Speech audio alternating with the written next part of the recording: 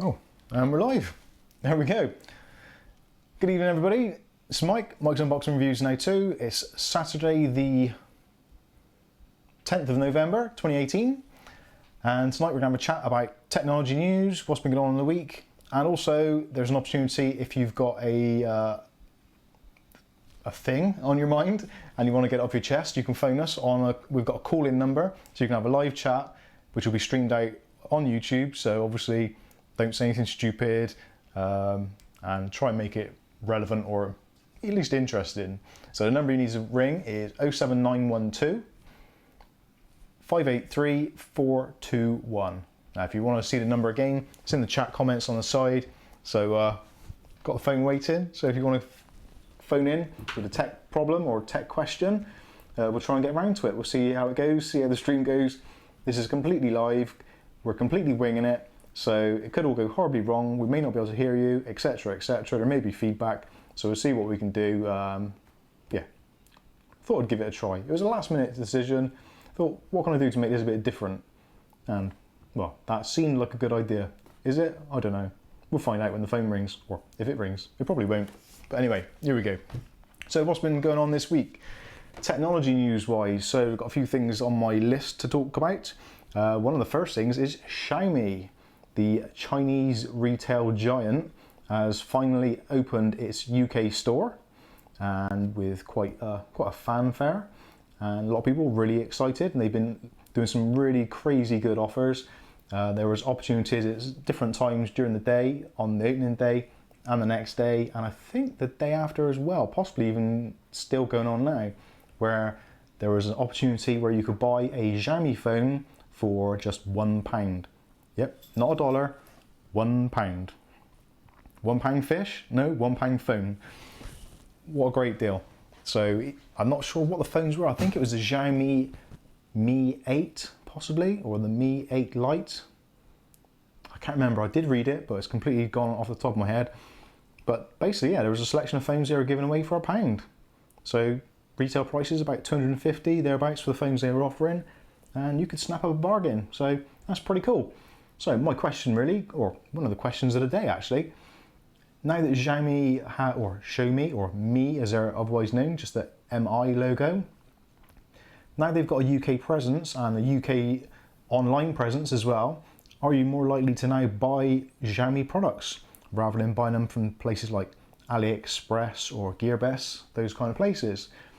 Obviously, being a UK based store and a retail hardware store where you can literally walk in and grab stuff off the shelf, is that make you more likely to buy stuff or to try some other products? Let me know. I'm interested to hear. Let me know in the comments, or even still, call me and let me know. No, actually don't. Or maybe do. We'll see. So that is a really big deal. Xiaomi having a retail store footprint in the UK high street. It says a lot of things. At the moment, we've kind of got a weird thing going on in the UK. For those of you that are outside of the UK at the moment, there's a lot of weird stuff going on because we've got the whole Brexit thing going on, which, unless you've lived under a rock for the last 2 years, is basically the UK leaving the European Union to some or less extent. We're not entirely sure yet. We're still waiting to finalise it, but essentially, leave is leave. So in theory, we are going to be nothing to do with the EU whatsoever, which a lot of companies have been a bit scared about, and they're losing potentially income, losing the ability to get trade or to receive trade. At the moment, they've just released a kind of an update for the budget recently, and it looks like actually we're not doing too bad at the moment. And in fact, of all the kind of EU zone countries, we've actually done pretty damn well in comparison with them. So maybe there is light at the end of the tunnel. We'll have to suck it and see what happens, but maybe it's a good thing. And obviously, Xiaomi being a Chinese company, they're not part of the European Union.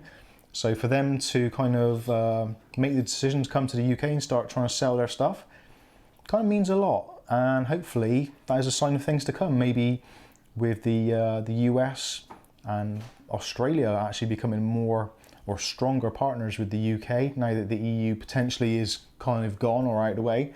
Maybe we'll see a few more American chains coming over to the UK shores maybe a few Australian ones as well, or New Zealand. I'm not sure. If there's any of you in Australia or New Zealand, let me know in the comments some of the chains that you've got over there that we don't have over here, which would be cool, would be good for us. Obviously, we had a massive influx of kind of European companies.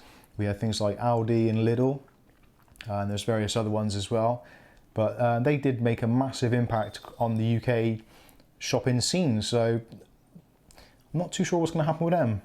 With the EU kind of collapsing, are Lidl and Aldi going to decide, right, no, we can't afford to do this anymore? Is it going to make people like Tesco and Asda more competitive? I don't know. What am I doing? I'm talking about shops. Should be talking about technology. Crazy. Right, okay, so Xiaomi coming to the UK, that's a pretty big deal. As you know, I've always been a pretty big fan of Xiaomi. I bought Kath's mum, my mother-in-law, a Xiaomi fitness watch, which for someone who is kind of in their, how can I say, later years, a fitness watch is probably not the greatest of things to buy, but she wanted the blood pressure thing, which it doesn't do blood pressure, it only does heartbeat, so halfway there. And also obviously Xiaomi cameras, I've got the Xiaomi Defang cameras, the IP cameras. There's one over there, there's one over there, and there's one in the other room, so the house is pretty much monitored 24/7 by the Xiaomi cameras, which were ridiculously cheap for what they were. Like £20 each for 1080p IP cameras, which I can access on the phone, giving you a little bit of peace of mind and security. So are we going to start seeing loads more of those kind of things flood in the market, especially in the UK, which I think will be really good. Hopefully it will. Okay, so that's the Xiaomi coming to the UK out of the way. Obviously, talking of shopping as well, we've got the up and coming Black Friday and Cyber Monday. So Black Friday is on the 23rd of November, I believe. And obviously then you will have Cyber Monday on the 26th. Brain is not working very well today. Actually, I've had a really stressful week. Completely off topic now, but it is kind of technology related. Bought a new car. Well, not a new car. It's an old car. It's like 11-year-old car, but it's new compared to the one I had previously. Bought a brand new car. Bought a new car, and it turns out it's actually got more problems with it than the one I got rid of. So this week, rather than getting my hands kind of covered in thermal paste and dust from a computer, I've been getting them covered with oil and dirt and antifreeze and brake fluid from the car. Which has led me to think maybe I should start a Mike's Unboxing Reviews and How-To sub-channel on car automotive problems and their subsequent fixes. So if that's something that you would maybe like to watch and you would consider subscribing to, let us know in the comments. Let us know what car you got and what problems you've been getting, and if it's something that I can show you how to fix or help you how to fix. Maybe that's a pretty good idea. Maybe it's not. Maybe it's just because I've been doing it all week, it would have been good to have a camera out there. But because we're in the UK, it's pretty much been raining most of the time, and trying to work on a car, especially things like brakes, shock absorber, suspension, all that kind of stuff, when it's raining, absolute nightmare. Absolute nightmare. And Kath's just pointing like that, which either means she wants me to do something or look at something. So we're saying, oh, Glenn. Glenn's a mechanic. Glenn, where do you live? Are you local? He's in Scotland. Is he? That's a little bit far. I don't think my car would make it. It might make it to the M32, which is the Bristol motorway, but much further than that, I don't know. At the moment, I've been taking it very gingerly, doing maybe a couple of miles, if that. But it's, oh, he's in Kintyre. Is that where the Mull of Kintyre is? Geography isn't my strong point either, as is mechanics, to be honest.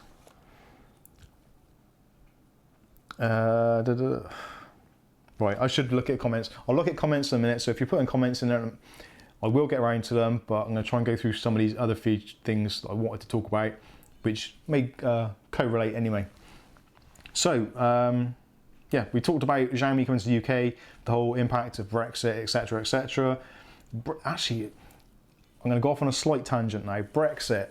Now, in the UK, Brexit is a massively polarising situation.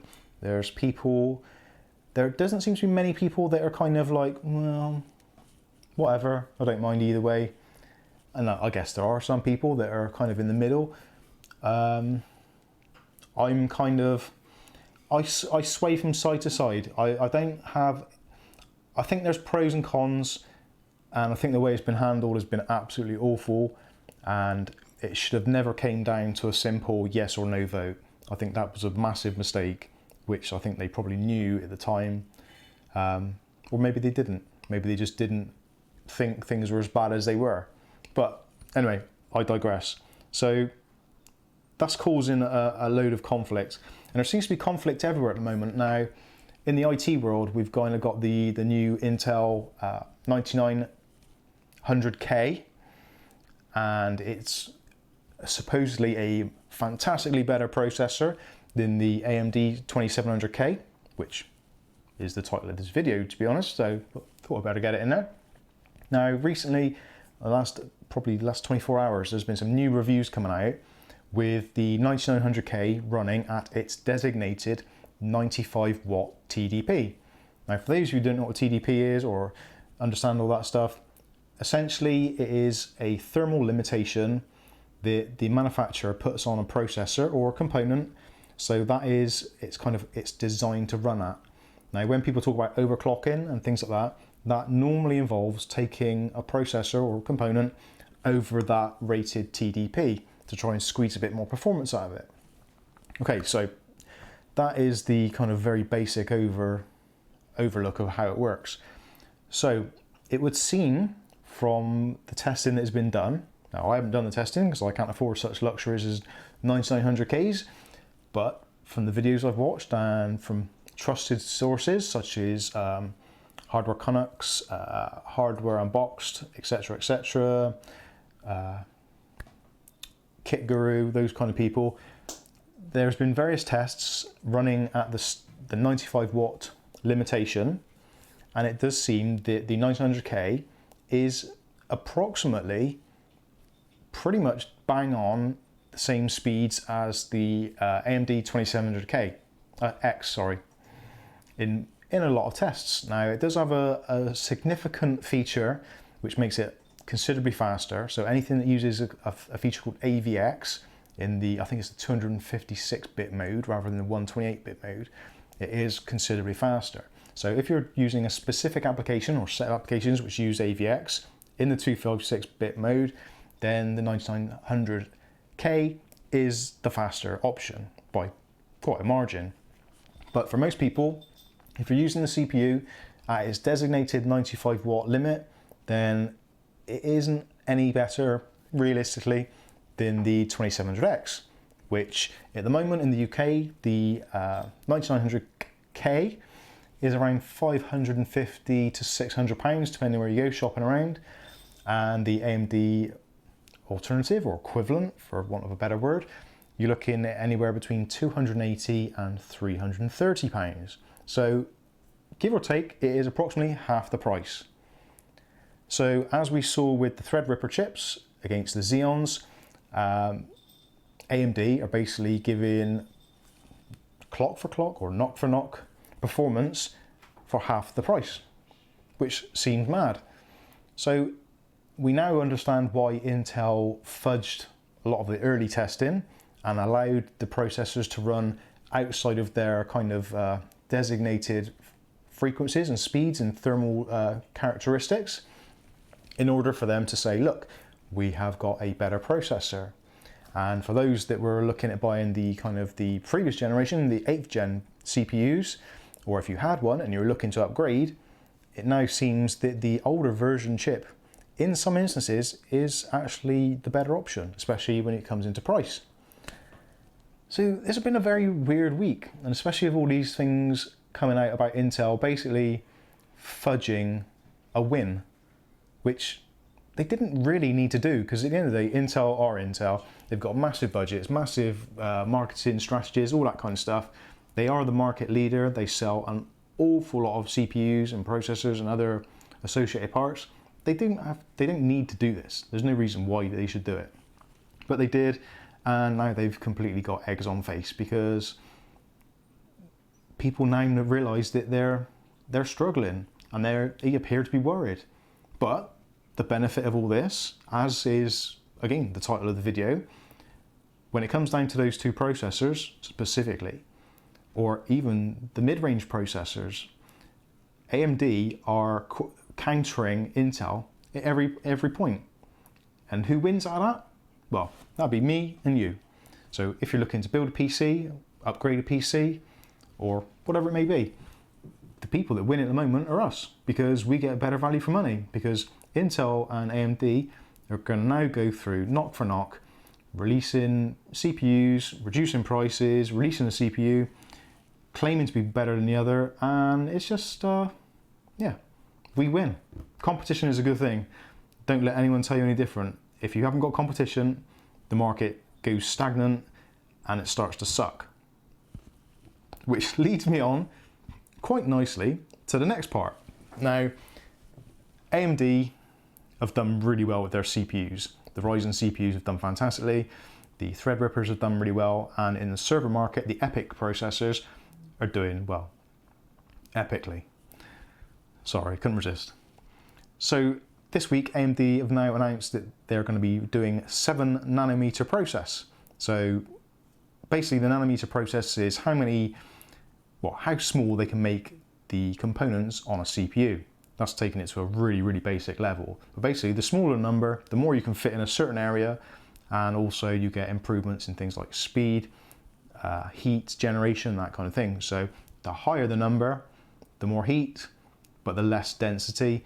The smaller the number, more dense, less heat. With me so far? Okay, so AMD are releasing 7nm EPYC server-based CPUs, which is fantastic news, and they've got some crazy core counts, like really, really obscene core counts, which for general people, like gamers, you and I, video editors, that sort of thing, realistically, those sort of core counts aren't really necessary, for gaming especially. But what it does mean is the technology for the new 7nm process that they put into EPYC will almost definitely translate to the Ryzen 3, which hopefully will be at some point early to mid next year, which if they do manage to get the 7nm process right, and they manage to squeeze another 10, 15, maybe 20% out of the existing range of Ryzen processors at the clock speeds, then Intel are going to be in some serious trouble, because at the moment the IPC is very, very similar. They're kind of almost knocking on each other's doors, frequency and IPC, which is instructions per clock. So if AMD can up their game, which it looks like they're probably going to, and Intel are still struggling to even fulfill orders they've got for existing CPUs, and they're struggling to get down to 10nm, which again, they've not even got 7nm on the map yet, realistically. So yeah, Intel are going to struggle. So that's the CPU side of it out of the way. The GPU side of it is where things get slightly less good for AMD. Now, AMD have done graphics cards for quite a long time now, since they bought the ATI company and they incorporated the Radeon brand into AMD. And pretty much most of the time over the last year, say probably 10 years, it's been kind of the tick-tock thing, where Intel, NVIDIA have been better, then ATI have been better, NVIDIA were better, then AMD were better, and it's gone from one to the other. But of recent, NVIDIA have basically, every single time they've come out with something which has been far superior, it's either been more instructions per clock, lower heat, which for graphics cards, which do generate a lot of heat, having less heat, using less energy is always a good thing and a good selling point.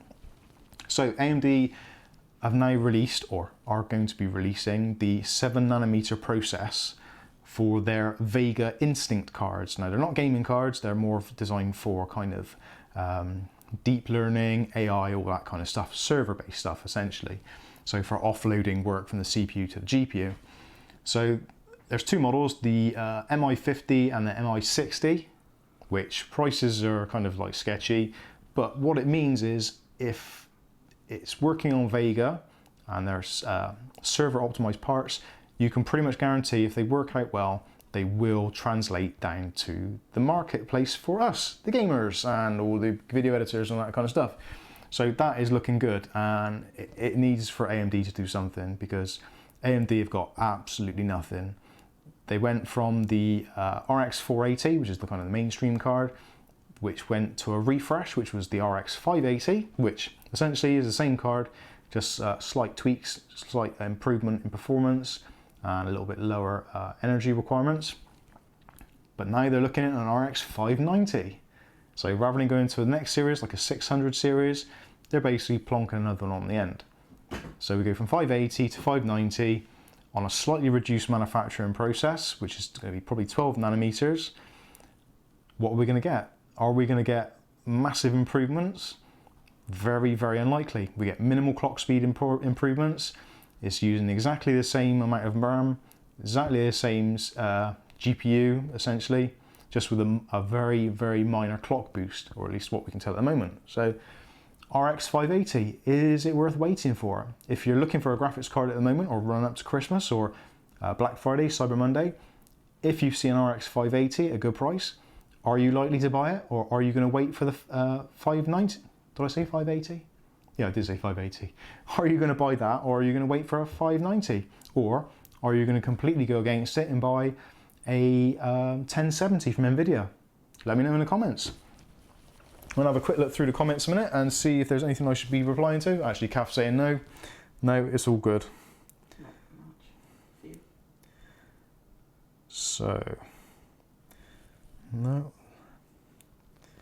Black Friday. Paul Donaldson says Black Friday is a bit of a con. I do agree with that, because probably only 3 or 4 years ago, Black Friday was a thing, and I think it probably coincided when memory prices were dropping. And I remember very well, DDR3 RAM at the time was probably around about £60 for an 8 gig stick, or thereabouts. And it was around about the time when it was starting to drop off the cliff anyway. And Black Friday came along, and RAM prices pretty much across the board were half the price, which was, it was mental. And it's like, SSDs were pretty new then, and they were all getting massive price drops. So everybody was going crazy buying RAM and SSDs, because they were the hot products at the time. And Black Friday was actually coming out with some really good prices. TVs were reduced quite heavily. At the time, I think it was probably Blu-ray players were reduced quite heavily. Xboxes, PlayStations, all of it, really, really good reductions. But recently in years, it's been it's almost like the sales just never end. And it's always on this constant cycle. So when Black Friday comes, there's 1 or 2 good prices on things, but it's maybe 1 or 2 items to try and draw people in. Everything else remains the same. There doesn't seem to be that massive kind of across the board drop in pricing. I don't know. But yeah, I do agree. I think Black Friday and Cyber Monday are all a bit of a weird thing. I think they're actually better for retail stores now, because you get the kind of the lunatics waiting outside to grab a TV in Tesco for like £100, which there's probably 2 or 3 of them on the shelves anyway, so you get everyone fighting. And you can guarantee Black Friday, on the evening news, it'll be, and there was violence and fights were breaking out in stores across the UK and US and all that sort of stuff. It always happens. You get all these nutters thinking they're going to get a massive bargain. Yeah, they might do, but do you actually need another TV in your house? Probably not. But anyway, I digress.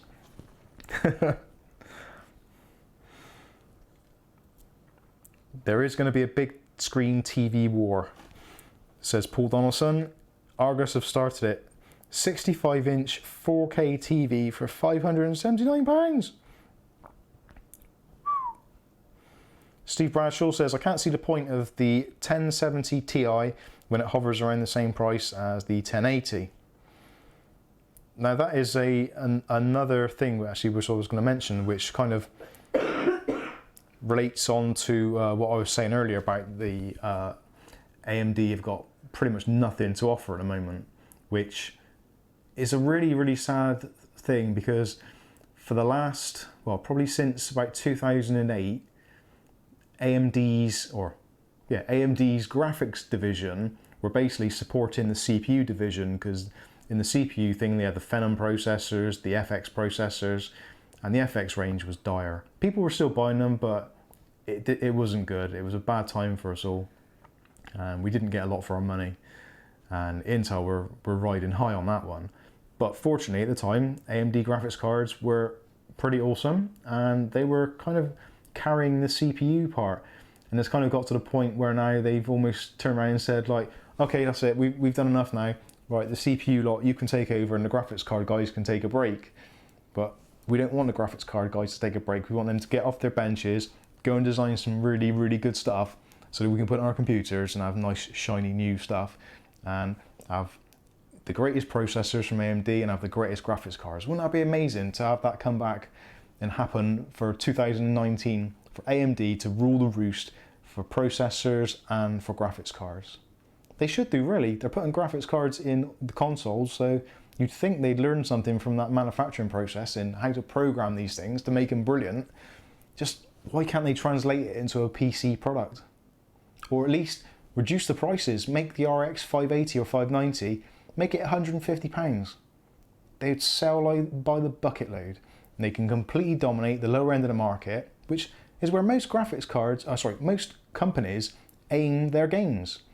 Most games are written with a lowest ballpark thing in mind so that everybody can play the game. Now the people with the great graphics cards can have all the bells and whistles turned on, but people want to sell games. So there's no point making a game which will only run on the highest level tier components. So if AMD can corner that bottom end market, which they're doing a pretty good job with the APUs, if they find something to fill in those middle bits and make a seriously like really good priced mid-range card which can play AAA titles, they'll have it sewn up. Anyway, I'll get off my hobby horse now. That's what I was going to say. Yeah, talking about the 1070 Ti. 1070 Ti will carry on being made, and it is a very good equivalent of the 1080 in pretty much most circumstances. Now the 1080 Ti has now ended production, so the only 1080 Ti's you will be able to buy are the ones that are in the channel now. There won't be any more made. So, being that the 1080s sold quite well and the 1070 Ti's are selling very well, Nvidia are going to try and clear a lot of their stock, and they want to get people to use the RX cards, the RTX cards, which again have been having massive problems from what we can tell. There's been a lot of reports where people have had RTX cards failing already, blue screens of death, artifacts where they're running either too hot, bad memory connections, etc. Lots of weird problems. There's still investigations going on, but it's interesting to see what will happen. A lot of people said that the RTX cards were rushed to the market, and if they're having the failure rate which they appear to be having, then maybe that is true. And maybe if AMD can pull something out of the bag and do it pretty quickly, they could actually take the crown from Nvidia quite easily. But they probably won't. Why was Kath shaking her head then? Paul Donaldson. Paul Donaldson, what? Work your way down. Alright, I'll work my way down. Okay, so that is it. Oh, other news. Windows updates. Now, we all love Windows, don't we? Actually, let me know in the comments, what Windows version are you running? Now, I've been running Windows 10 for as long as I could possibly do it, because when it came out, 8.1 was okay. I liked it. 8 was horrible. 8.1 wasn't too bad, but 10 for me has been the best one. I liked Windows 7, but 10 seems to be more reliable, in my opinion, and in my usage case. Obviously, your mileage differ because we all use PCs differently, which is the beauty of the PC platform. But what operating system are you using? No answers yet? Okay. So, Windows 10. Now, Windows 10 come with a lot of great features, but it come with a lot of really bad features. Now, that bad features are the updates. Now, the automatic updates pretty much suck. There's been a relatively long stretch where they've been okay, but recently Microsoft have gone out to the kind of the CBD factory and they're taking all the THC and they're just like shoving it in wherever possible. And they're all high as kites and they're releasing this code which is buggy as hell or just doesn't work. So at the moment we've got Windows updates which are coming out and either deleting files, removing file associations, or just hanging the system. So that's 3 bad things to start with. So you think from that they'd be like, right, okay, let's just like take a bit of a chill pill now and go back a bit, work on what we've done wrong, and then try and right it so that people don't get too pissed off. Now, what do they go ahead and do? They do something worse and they screw up the activation servers. So if, like me, over the last few days you've had a annoying nagging thing in the bottom of your PC window saying this version of Windows is not activated, activate Windows now.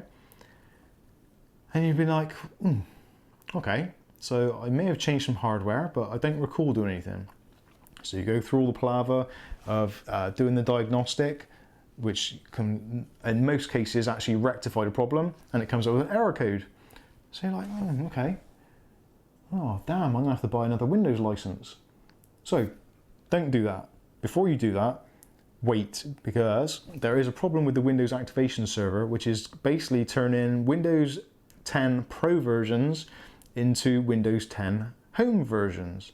So you get a home activation on your Pro install, which obviously won't work. So they give you the option of buying a new Pro license or basically wiping it and starting again, which is not good. So as of, what time is it now? As of about 8 o'clock today, my main PC actually has lost that message. So it appears, fingers crossed, that the activation servers are now working again properly. So hopefully that's cleared it up.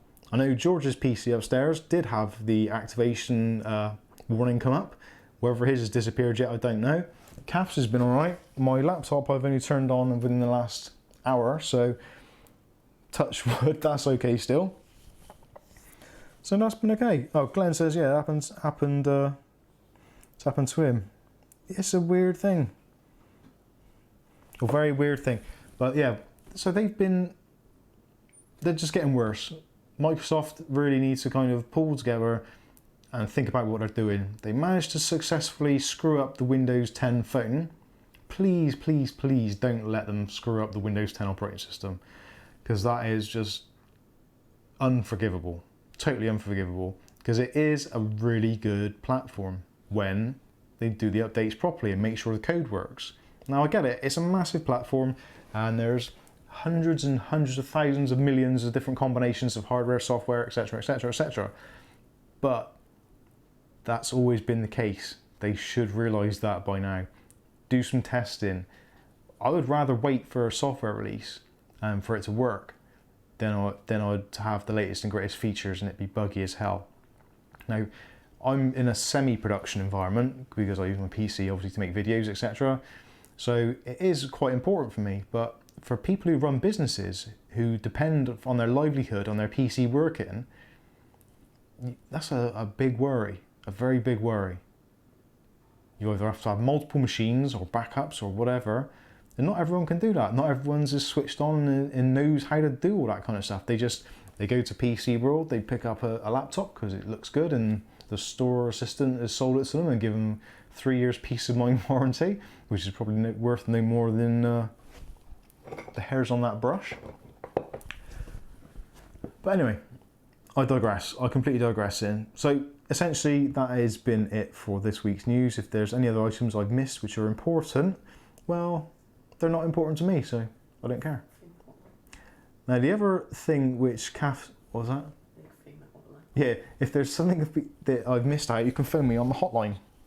When I say hotline, it's this phone.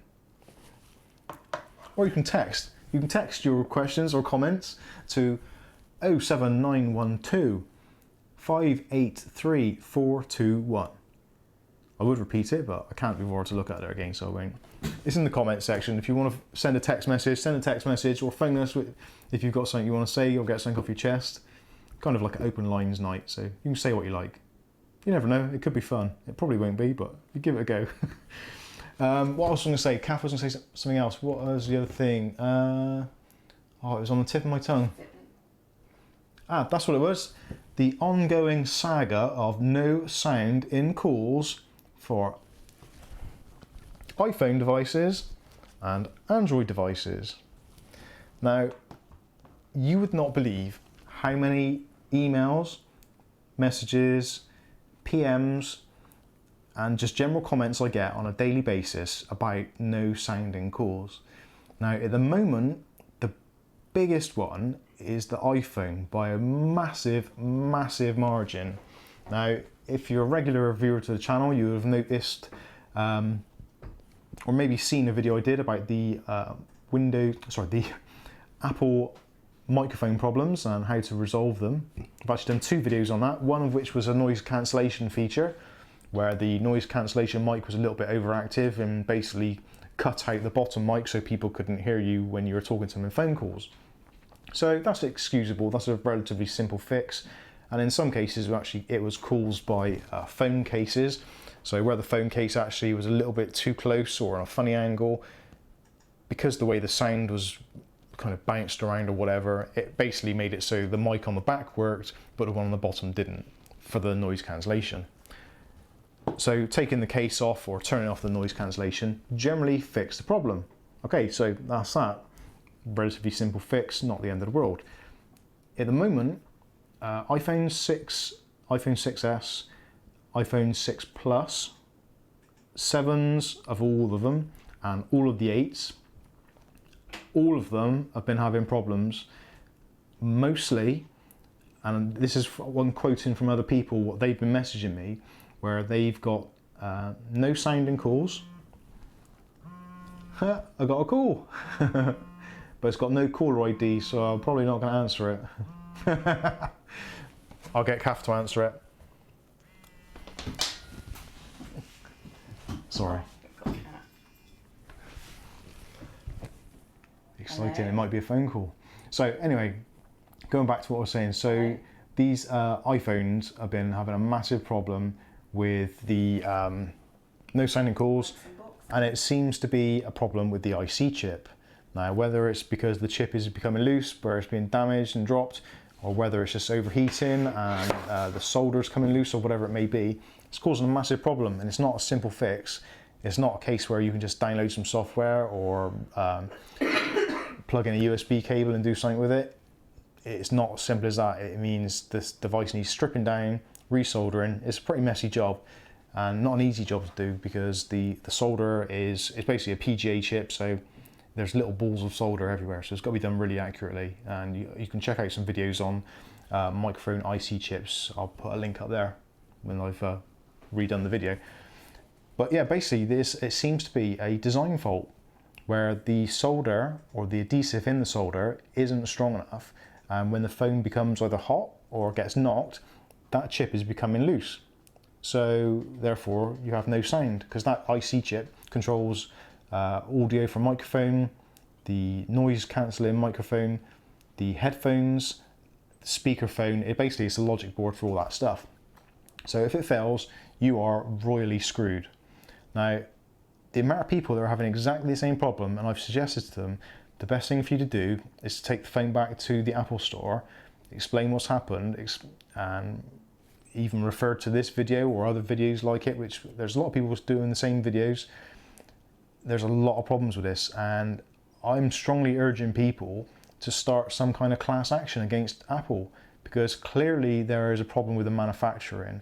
Now, these phones aren't cheap. If you went and bought a brand new iPhone 7 or 6S or whatever it was when it came out, you wouldn't have got much change at $500, maybe even more. And as the ranges have gone on, 7s, 8s, 9s, not 9s, 10s, etc., it's become massively expensive. You're looking at $1,000 or £1,000 for a phone. So if there's even the remotest chance that your IC chip is going to fail prematurely because of a manufacturing defect or a manufacturing oversight, then I think seriously people should all get on the bandwagon together and make some noise about it. Excuse the pun, but it is ridiculous. Now, with the Android devices, it's a slightly different thing, because it's generally a software problem where software or the other apps aren't communicating properly or not getting permissions, which, okay, sloppy software writing, it can be overcome. But if it's a physical hardware problem with a chip which is buried deep inside the back of this phone, you are knackered. There's nothing you can do.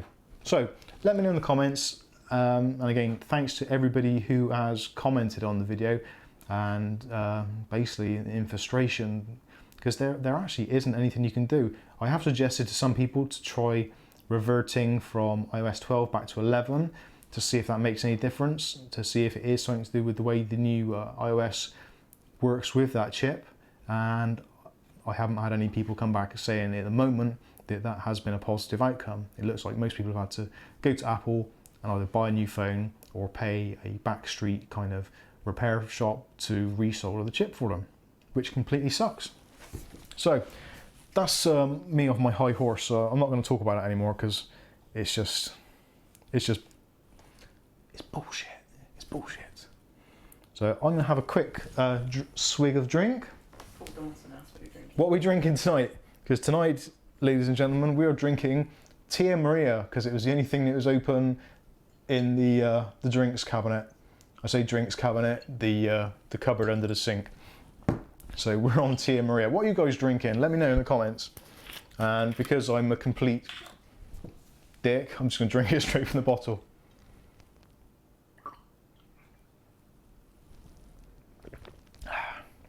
Cheers, everybody.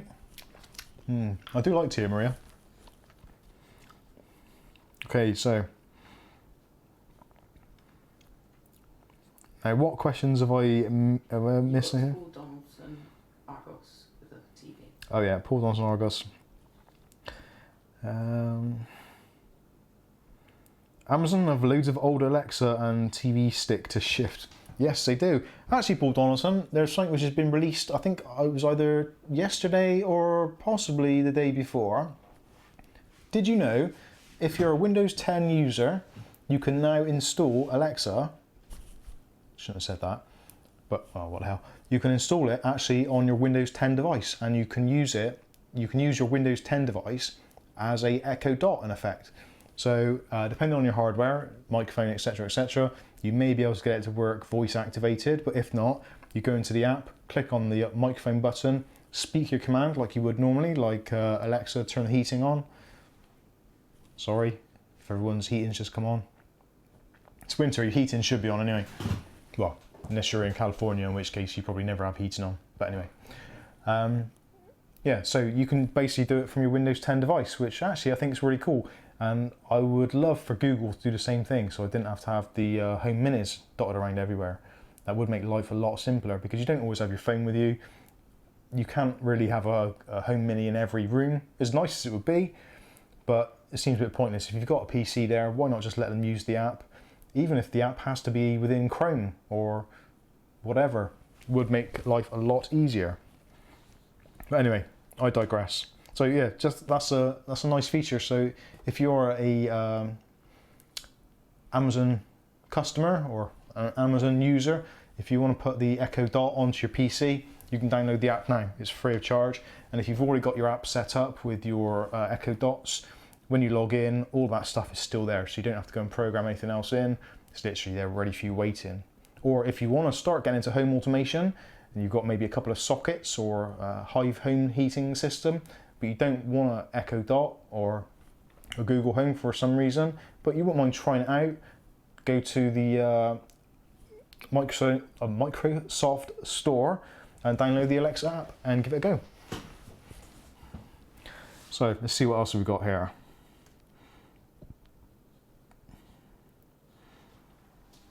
Baby U.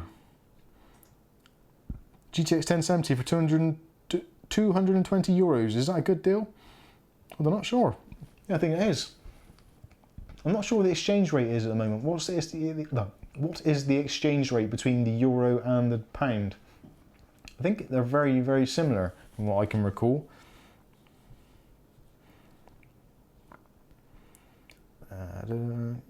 Paul Donaldson asks, who has had the biggest impact, Steve Jobs, Bill Gates, or Jeff Bezos? Read the next bit first. And which would be the best Bond baddie? Well, the best Bond baddie would obviously have to be Bill Gates, because he is a creepy mofo, isn't he? If you've seen him, he just looks the type. He looks like, you can imagine there, sat on his big leather chair, stroking his pussy, thinking about world domination. You can totally see that happening. But saying that, is it me? Right, now you're going to have to excuse me because I'm going to go off on a slight tangent here, but you'll kind of get it when I say it. Now, there was a film called Iron Man 3, which some of you may or may not have seen. If you're into tech, you're probably into sci-fi and all that kind of stuff, so chances are you'd have seen it. And if you haven't lived under a rock, you've probably seen it as well.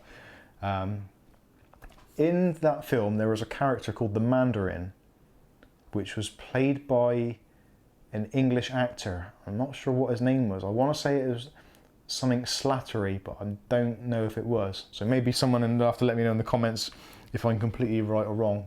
Kath will have to tell me actually, because I can't see the comments because I'm scrolled up too far. But basically, that actor who played the Mandarin, Ben Kingsley. Thank you, whoever. Who was that? Glenn. It would be Glenn. Thank you, Glenn. Love you. Well, Ben, what's his name? Kingsley. Short-term memory loss. Too much weed in the 90s. If you look at Ben Kingsley and Jeff Bezos and squint a little bit, I think they're the same person. And I've actually never seen both of them in the same picture at the same time. So they could actually be the same person. It could be like Jeff Bezos. He's like, I'm fed up selling books today. Maybe I'm gonna go and do some acting. So maybe it is. Check them out. Let me know in the comments what you think. Do you think they could be related or brothers or something? Now Steve Jobs is a funny one. Now Steve Jobs, I admire him in a massive way because of his ruthlessness of making Apple what it was at its peak, and also its first peak and its second peak for that matter. His determination, his quest for perfection, and all that I admire. His kind of personal life and the way he treated his family and his workers and stuff like that, that was a dick move. But he did it for the reason that he thought was the right reason, which gave us that.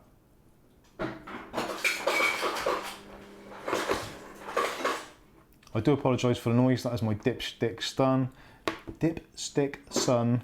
who thinks it's good fun to use an ice dispenser in the middle of a live stream. But he has autism, so what can you expect? I'll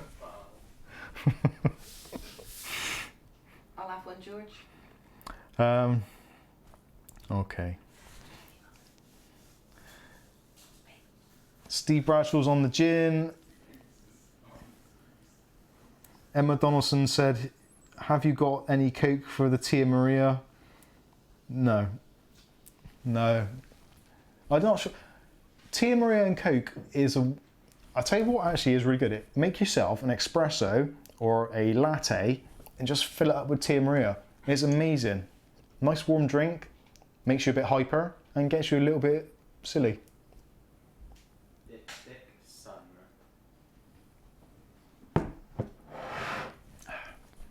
What is that, Kath? You're pointing to things. Baby, you missed it right out. Baby U has pointed out a case. Raid Max. Which is the Raid Max Enigma. Which looks almost like a complete rip-off of the Inwin 101C, which you can possibly see That's what he said. Back there. Now looking at that, actually, I quite like that. Okay, guys. €50. So check it out. That is the what company was it? Raid Max. Raid Max. Raid Max Enigma. Kath's going to stick a link in the comments in the chat. You can check it out. Tell me what you think. Alright, I quite like that. I might have to get one. Happy days. Thanks for pointing that one out. Steve Jobs would be an assassin. Steve Jobs would be the perfect assassin because he always wore a black turtleneck and jeans. If only he wore black jeans, then he would be a perfect ninja assassin.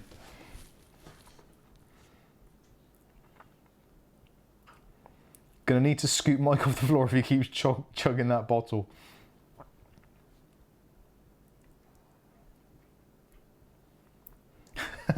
Paul Donaldson, Emma's not happy that you're drinking out of the bottle. Ever had a Black Russian in your mouth? Racist. Possibly, but not that I could tell in front of Kath. Yeah, I know. Tia Maria, vodka and Coke. I think we have had that, haven't we? Did we make that? When we had our... Yeah, Kath bought me one year for Christmas a cocktail kit. And one of the first things that we made, which was the only thing we could make because it's about the only things we had, because we had a bottle of Tia Maria from one of our friends, Chris Stiff. Chris Stiff, if you're watching, it's been a long time. And this one's nearly empty. It's near Christmas. And it's near Christmas, yeah. Yes, I know. We, Tia Maria, vodka and Coca-Cola, Black Russian. It's awesome. Yes, we do like that very much. Steve Bradshaw. Steve Bradshaw. Rocking the Rio Toro CR500 thanks to your review. Oh, right, okay. Steve Bradshaw. I can't see that. Is that further up? That's on the gin one. Ah, okay. Rocking the new 2600K 1080 GTX. Housed in the Rio Toro CR500 that you reviewed. Meant to say thanks for that review. Steve, you're very welcome. In fact, don't thank me, thank Rio Toro, because they were the lovely people that sent me the review sample, which I still haven't sent back. I haven't heard from them for a little while, so maybe I'll keep it. Let me see, what else is there? I'm sure there was something else I was gonna say. Oh yeah, Xiaomi, going back to Xiaomi. Now this is probably boring for some of you, but I'm gonna go there anyway. Xiaomi's pricing policy was, well, I don't know if you know this or not, was they would always sell things at no more than a 5% markup from what it costs to make. Okay, so you get the principle. So their theory is, if that costs £100 to make, I'm making it easy for myself there, they would sell that for £105. They wouldn't sell it for more, even if it was worth more and they thought they could get more for it, they would sell it for £105 because their business model is 5% profit. With me so far? Okay, so Xiaomi open up a store in the UK. Now there is a phone called the Pocophone F1, which is very popular and is basically a very high-end phone with the latest Snapdragon processor, 6 gigs of RAM, blah blah blah, yada yada yada, etc. Very nice, got a notch, all those kinds of things. But on the UK store, now this is from memory, I'm sure it was £329, including good old value-added tax. The same phone, from what I could tell, from GearBest, who are a Xiaomi stockist, was £240. So where do they get that chunk of money in the middle between the GearBest price and the UK price? Now, if they're taking into account transportation costs and local taxes, okay, fine, I can go with that. But if those taxes and costs add up to be kind of 70, yeah, best part of £70, that seems rather extortionate. So I would be interested to know if the Xiaomi UK store, or the Spain store for that matter, which is open recently, whether or not they have the same operating principles of their main company, such as the 5% markup. I don't know if any of you know. If you do, let me know in the comments or send me an email or any stuff like that. It'd be interesting to know. Because for me, that was the whole point of Xiaomi, that it was awesome stuff and you kind of knew that they weren't making much money on it because they were selling it so damn cheap. But if they're not going to do that in the UK, then you might as well still just buy it from GearBest. I don't know. What do you think? I'm going to read the comments. Paul Donaldson, Mike, how excited about the folding screens?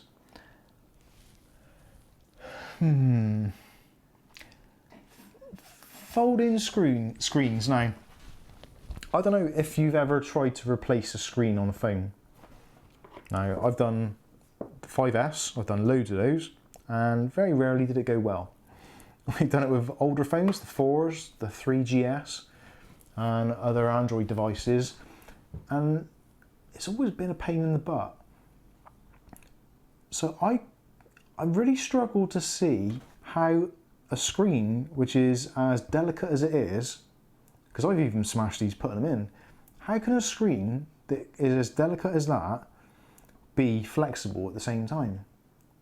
I've not seen any of the reviews, and I've not seen any of the pre-releases, because they are pre-release samples, they're not actual production models yet. So I'd be interested to see how clear the screens actually are, being they're foldable, because I can't get my head around it at all.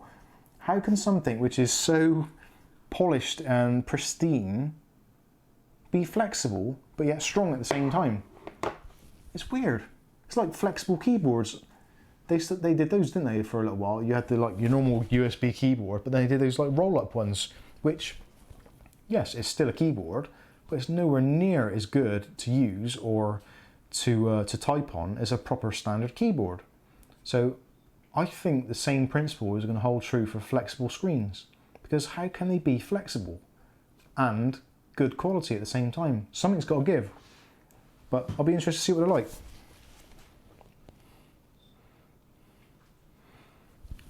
But saying that, I am excited, because it is the future, and flexible screens would be awesome. Can you just imagine if you had say a 42-inch ultra-wide foldable screen? So when the production comes up, then you could just mount it to the wall in the corner. That'd be amazing. And just for it to wrap around the corner of a wall. And for things like VR, or even for just normal games, really. Imagine playing Counter-Strike ultra-wide with a screen wrapped around like that, like a perfect half circle, with a complete immersion. It's insane. The possibilities are endless. Let's do it. I want one. But I'm not going to sell a kidney to get one. Tuscany might sell a kidney.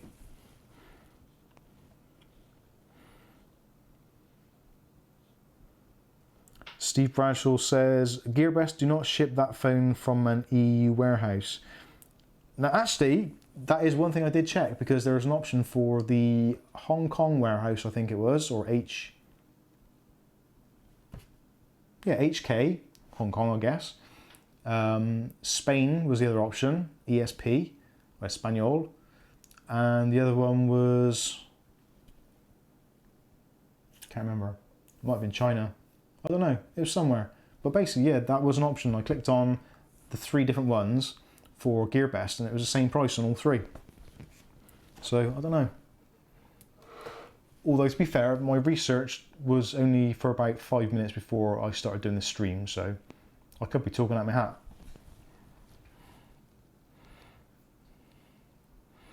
Paul Donaldson, after the price of goods are going to... they're going to get crazy after Brexit.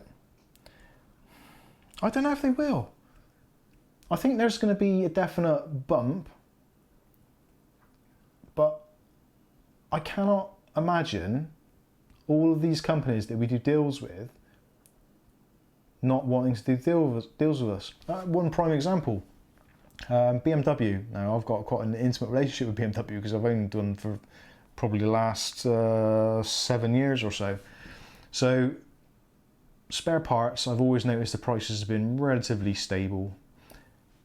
But BMW export more cars to the UK and build more cars for the UK market than pretty much any other market in the EU and outside the EU, I think, from memory.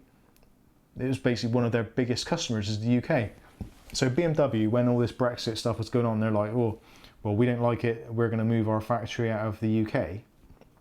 If they move their factory out of the UK, they're going to have to spend a lot more money to import those cars that they sell to us to make a profit on. So it just seems like what they're saying is kind of almost that scaremongering, where they're like, well, we're scared of Brexit, it's going to cost us a few quid extra to send stuff or to import stuff, or duties and all that sort of stuff. When realistically, if they've got a factory in the UK, they're producing in the UK for the UK market, there isn't going to be any difference for them. The only difference is going to be is actually getting the parts from other countries into the UK. Now, a lot of BMW parts don't actually come from Germany, contrary to popular belief. Most of the parts come from China. and places like that. Austria do a lot as well, which I suppose is EU still. But there's a lot of countries around the world that produce parts for BMW. It's not all from Germany, it's not all in the EU. So the actual increase in costs isn't going to be for the whole car or for all the parts in the car. And you know for sure that big companies, if there are going to be import taxes to go from one country to another, they'll just take it via another route. That's what they all do. That's why certain companies import bananas and they go around about 3 or 4 different countries to get the import cost down, because they bounce it from one to the other because of the trade agreements. So it's I don't think the prices are going to change drastically. I might be proved wrong. I'm relatively optimistic. I think that it will probably be business as usual within a very, very short time. And if anything, it may actually increase competition, so we actually might even get better prices. Who knows? Let's look on the bright side. We've got no choice now. It's going to happen one way or the other, so we might as well hope for the best and hopefully we'll be proved right or wrong.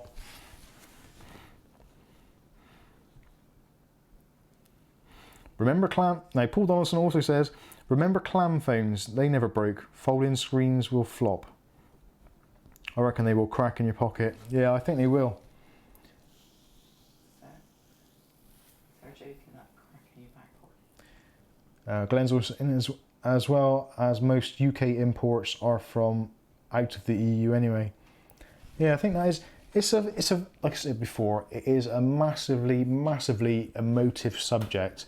And for people that travel to the EU or around the EU frequently, be it holidays, work, musician doing concerts, artists, whatever, I completely get it. And you must be dreading all the extra paperwork and the restrictions on your freedom of movement and all that kind of stuff. I really do get it.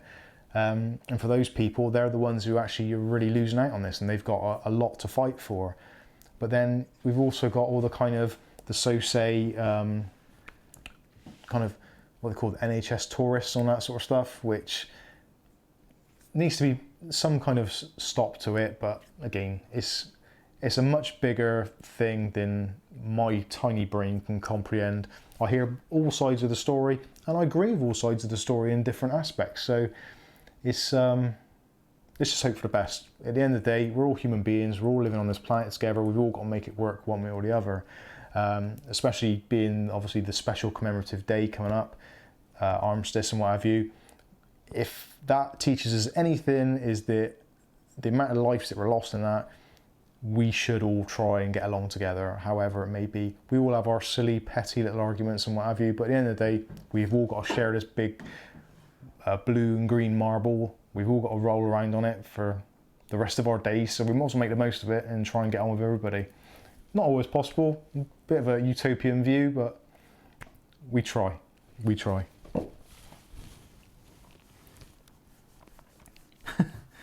That's a...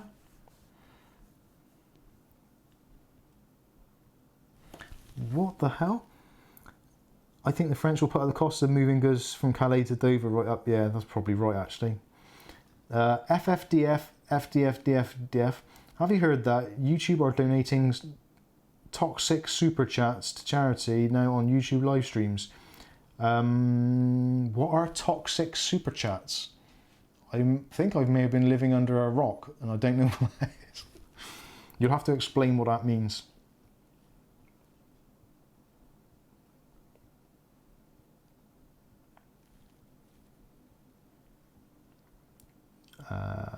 Paul Donaldson says, it's a bloody shame that all the concerns about Brexit were not properly discussed. I wonder if there will be a change of price on Amazon and selling on eBay. Yeah, that's a good question actually. It's not long to go now until the actual kind of the big day. I think was it March the 20 something? I'm not sure the exact date. But yes, it'll be interesting to see what happens. I don't think it's going to be like one of those things where it'll be like a flick switch and overnight everything will just go crazy. There will be chaos at things like airports and passport control and all that kind of stuff. That is obviously going to be a bit of a mess. yeah, it'd be like the Millennium Bug all over again. But yeah, I don't think it's going to be a major thing overnight. You're not going to wake up the next day and the world's going to be a completely different place. But I think it's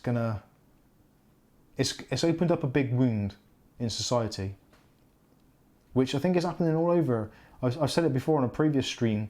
It's weird that everywhere at the moment is massively polarized one way or the other.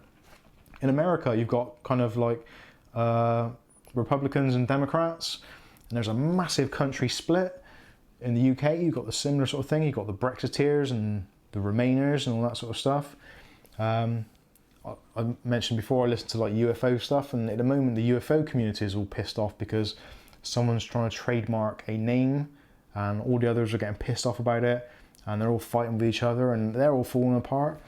All the political parties are going against each other at the moment. Obviously, England and Ireland relationships are going a bit crazy because of the border control.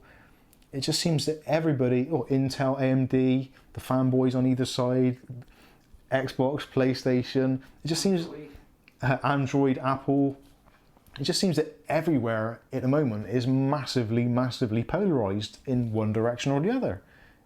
Beer, lager, wine, spritzer, Coke, Pepsi. It's mad. It's mad.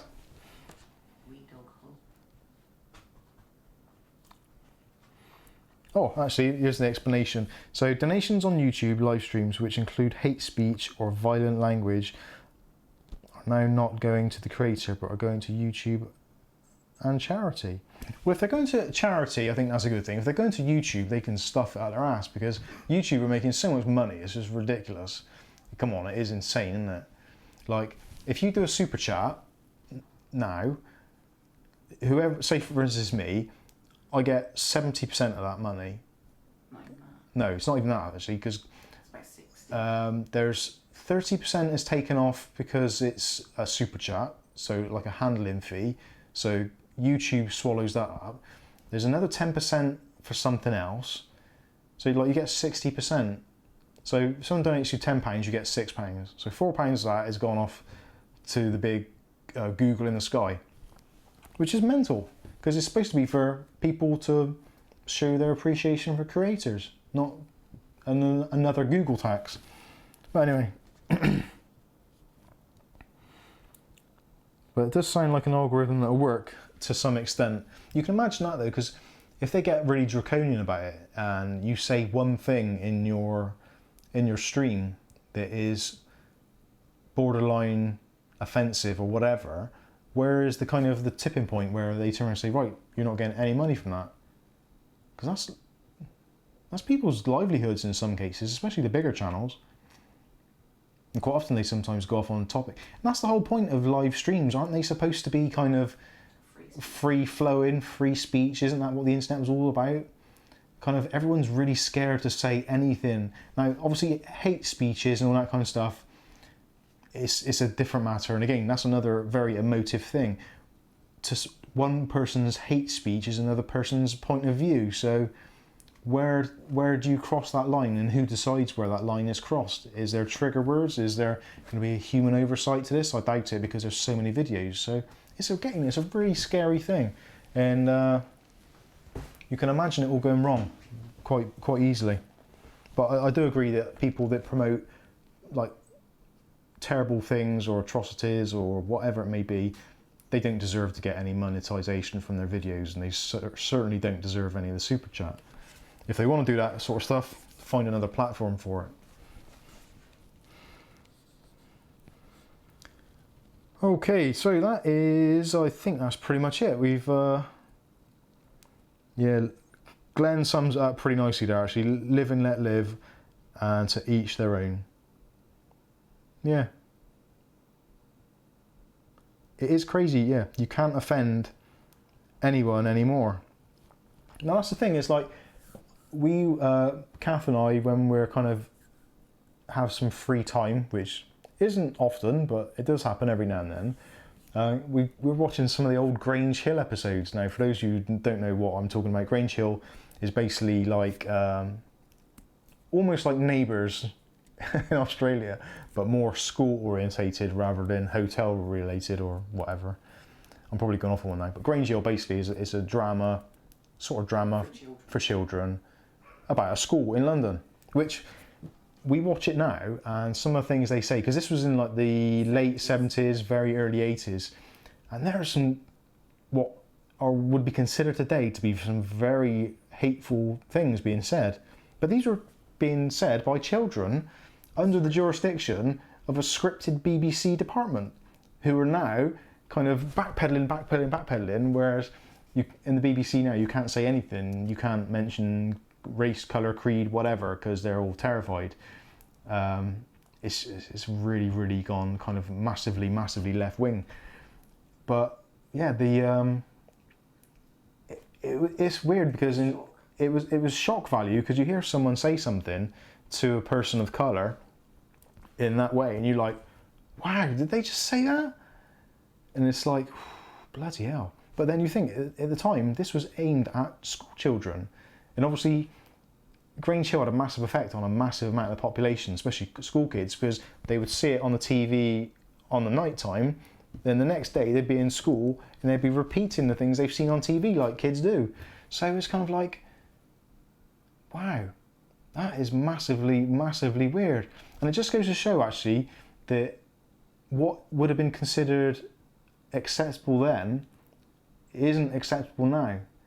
So again, for things like YouTube, which is kind of like almost like an archive of videos, what somebody may say today in a video, which is acceptable because of the time we are in and things change, in 10 years time, 5 years time, something that may have been said may be completely off the chart, and will there be reverse ramifications then? Yes. The Grange Hill sausage,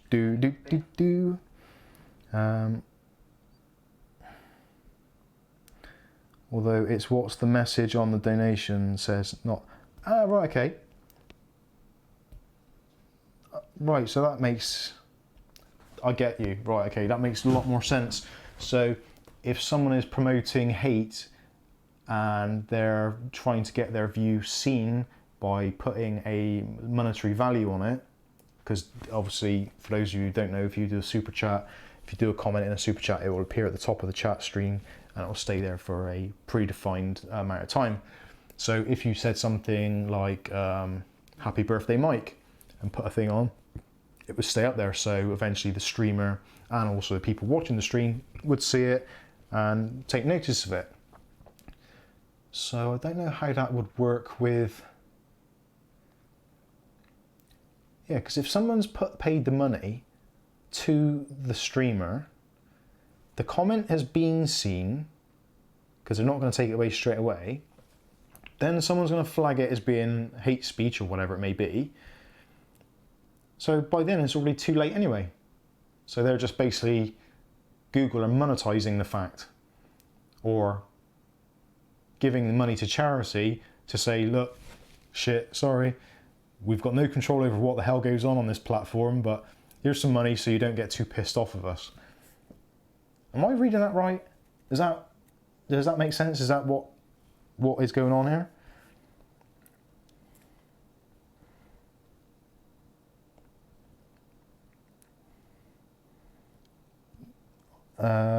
I think it's just unfair on the creator. Yeah, it's unfair on the creator, and it's Google or YouTube, sorry, getting off the hook for allowing such stuff. Because surely in this day and age, like, if I know for a fact in YouTube Creator Studio, you can set up flags. So if someone types in something in chat or comments or whatever, it immediately blocks it. So there's no way that they cannot incorporate a system-wide block on certain phrases. But they don't want to be seen to be draconian in that respect, to kind of put the thing on to saying like, right, creators, you can't do this. So they want to be that kind of like, oh yeah, we're free and easy, you can do what you like on here. But then when you do what you like, or someone else does what they like, they then give money to the people they've offended to say sorry. That just seems like a really backward plan. And the thing is, no matter which way they do it, Google or YouTube are still making money because they're still accepting the money. If they put the block previously, so when you type it in, if it immediately flagged that and said to the person trying to donate the money or the super chat, sorry, this language cannot be tolerated, please rephrase it, which obviously they can do if they want to, but no, they won't, because they want the money to come in. Yeah, that's bullshit. Sorry. Yeah, they could quite easily stop it. They got the technology, for God's sake, they can listen to every conversation you're having on a telephone and decrypt it, and by the time you get to your computer, stick an advert on your Facebook page about what you've been talking about. So I'm sure as hell, if you put a bad word in, they can filter it if they really felt they needed to. Oh man, that winds me up.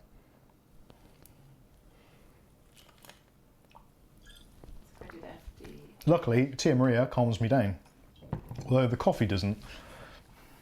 Where did FFDF find its name? Yeah. FFD or FFDF, whatever. How did you come about your username? Was that just like a drunken moment on the keyboard? Oh. Or does it actually stand for something?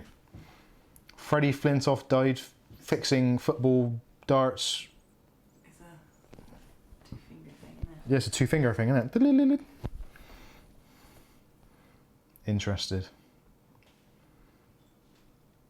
Anyway, I think that's pretty much sums up everything. We've got some things off our chest. We almost had a phone call, which Kath answered, and no one was there. But mind you, it's an iPhone, so there's probably no sound in the calls. They could probably hear.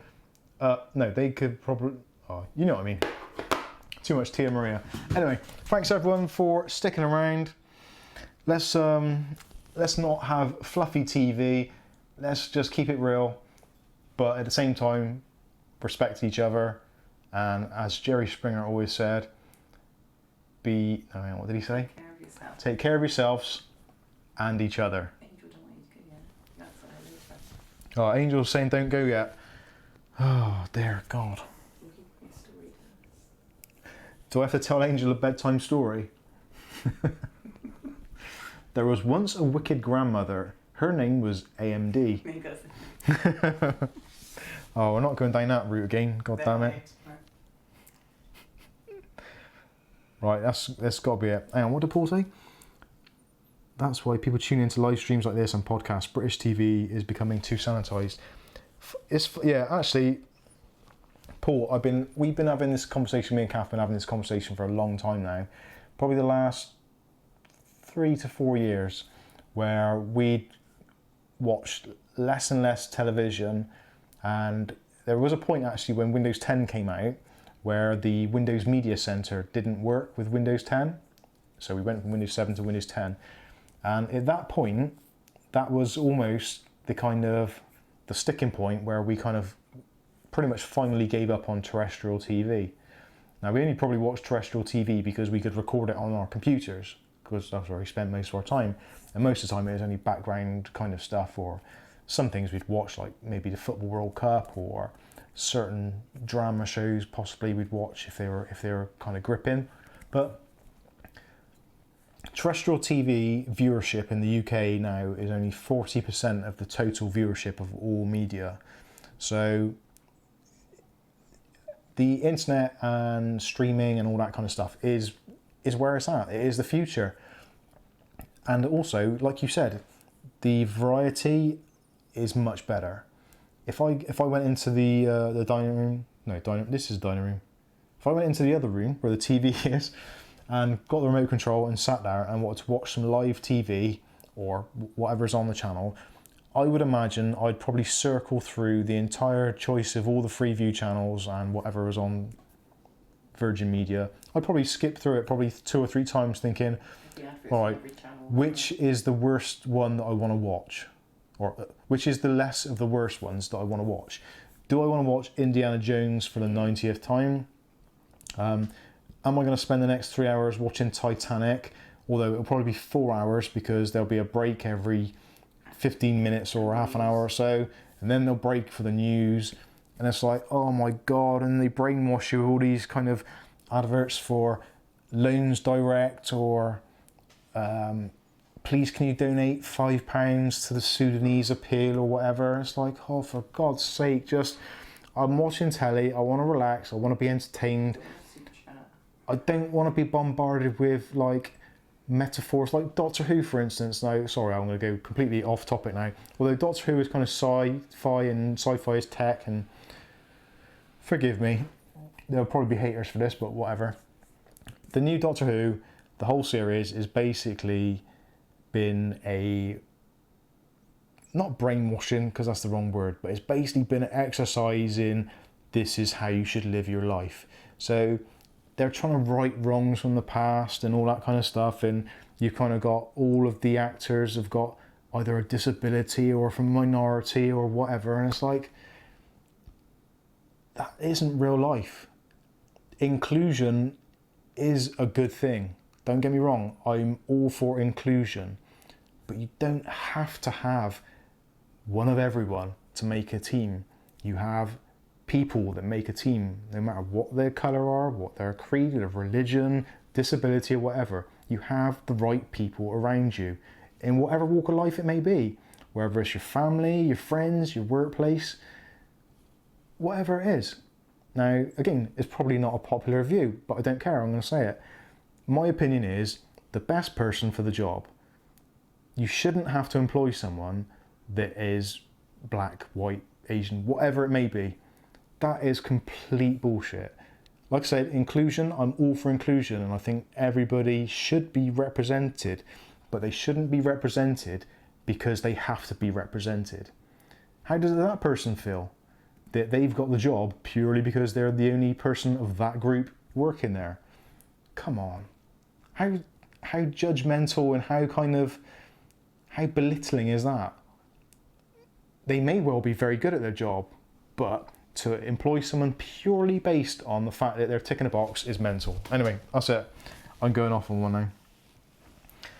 The new Doctor is a PR stunt. It is totally. It's like, at the moment there's this massive bandwagon. It started with the whole Me Too thing, empowering women.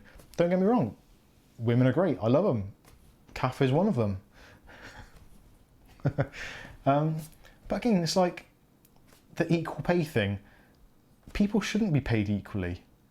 I know that, again, that's probably a really stupid thing to say, but you don't pay people equally. You pay someone what they're worth. Now, if someone is a megastar and they're going to draw loads of people to watch TV, and that TV program is going to be sold around the world and make loads and loads of money, then you pay the money to get the right person to make that program. But if that person then decides to leave and is replaced by somebody else who is maybe an unknown or a slightly lesser actor, or just somebody different who maybe won't draw in such a crowd or is a different type of crowd and is an unknown quantity, are you going to invest all that money that you paid on the previous person in the new person straight out the gate? No, and you shouldn't have to.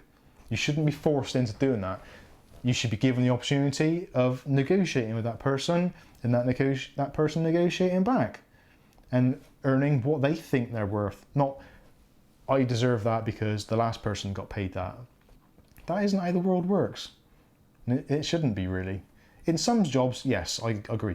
Like the services, police force, etc., where there's an awful lot of people doing exactly the same sort of job, then yeah, I can get that completely, and in which case the theory works. But it doesn't work in every job, especially things like the newscasters at the moment. There was all that thing about one of the news readers who happened to be a man was paid significantly more than a woman.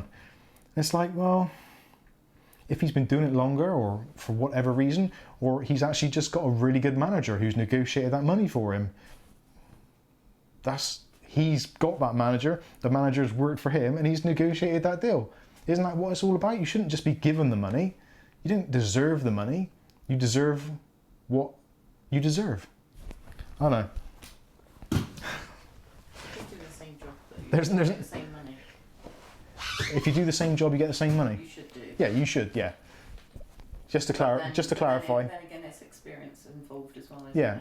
Even if you're doing the same job as somebody else. But if you're again, the police force thing. If you're going back to that, if you've got two people in the police force doing exactly the same job, but one of them's been 10 years and the other one's been there for 2 years, then you would expect the person who's been working for 10 years to earn slightly more than the person who's been there for 2 years, due to things like experience, qualifications, all that kind of stuff.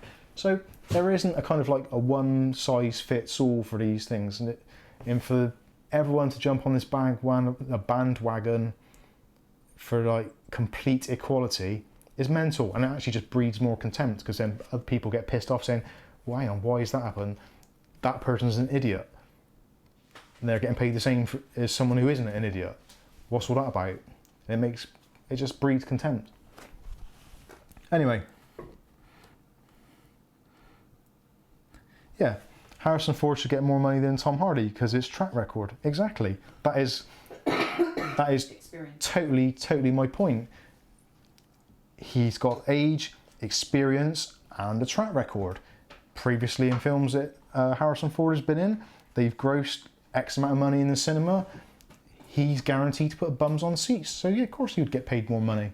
But that's 2 men. Yeah, but that's 2 men. And actually, which is just in case. I'm going to really stick my size 10s right in it now. So if it's equal pay for men and women, how does that work with kind of like the transgender? Or is that part of the reason why it's come about? Because that really confuses the hell out of me. Yeah, but that would be the same, wouldn't it? If men and women are getting the same. It Yeah. doesn't matter. It's not about sex, isn't it? And also, all this transgender stuff's really messed up. Guess who? Is it a man or a woman? How dare you? How dare you assume my gender? Sorry about that. I couldn't help myself. Okay, that's it. Well, I've got most of the things off my chest. I wish I had no sounding calf at the moment. She's bloody dropping everything over there.